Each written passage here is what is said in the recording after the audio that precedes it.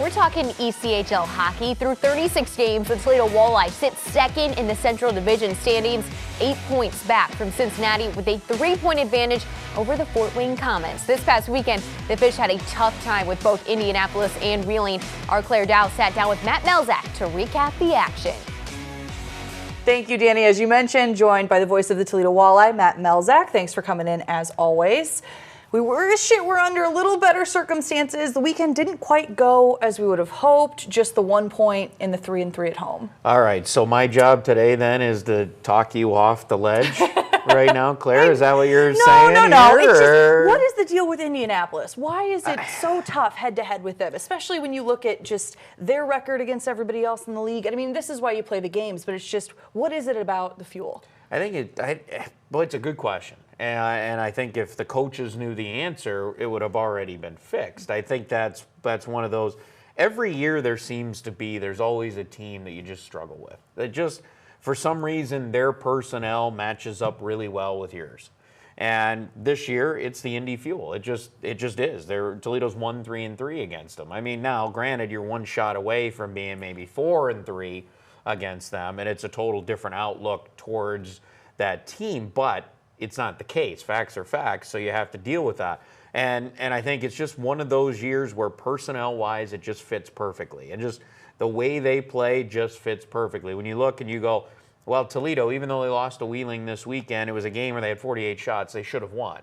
And probably most nights would. If you have 48 shots, most nights you're going to win. Sometimes you get beat by a great goalie.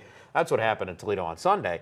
But, otherwise, Toledo's dominated Wheeling. Wheeling hasn't lost to Indy this year. It's weird how just personnel-wise sometimes they match up, and maybe the way Wheeling plays fits perfectly for how Toledo wants to play, but then doesn't fit the way Indy wants to play. It just the way the matchup is. It has just worked for Indianapolis so far this year. There's still a lot of matchups to go yet. And you already mentioned it, just 48 shots last night. Larmy, a week before, had 3 shorthanded goals scored against him. We went into their building and beat them 8-1. So it's what a difference a week can make. It is, and not only that, this is a really good young goaltender, Claire. I mean, yeah, that aside the goals that he allowed last week, we got to remember too, he was also with Pittsburgh that weekend in the NHL, got assigned down to Wheeling, had to fly in that morning from Montreal because they were up there, and then started against Toledo. So, there is some circumstances that go into that a little bit. He's a good young goalie. We've seen it already a couple times this year. Remember, he shut out Toledo earlier this year, too, in Wheeling. The only 2 times Wheeling's actually beat the Walleye has come when Emil Larmy has started. So he's a good young goalie. He makes a world of difference for them. But Toledo, let's face it, they dominated the game. Without Larmy in between the pipes, that's probably another 8-1, 8-2, 7-2 kind of game. So you caught him at a good time. Wheeling needed a win from him. He didn't play the night before. So it just worked out perfectly for Wheeling. It happens. That's the way hockey goes sometimes. And it's just the way the schedule fell. You're taking on Indy a lot right now, a team you struggle with. And it just ends up being hopefully just a blip on the radar. You get back at it this week, get another win, and then you can go back onto your business. We have some more transactions going on.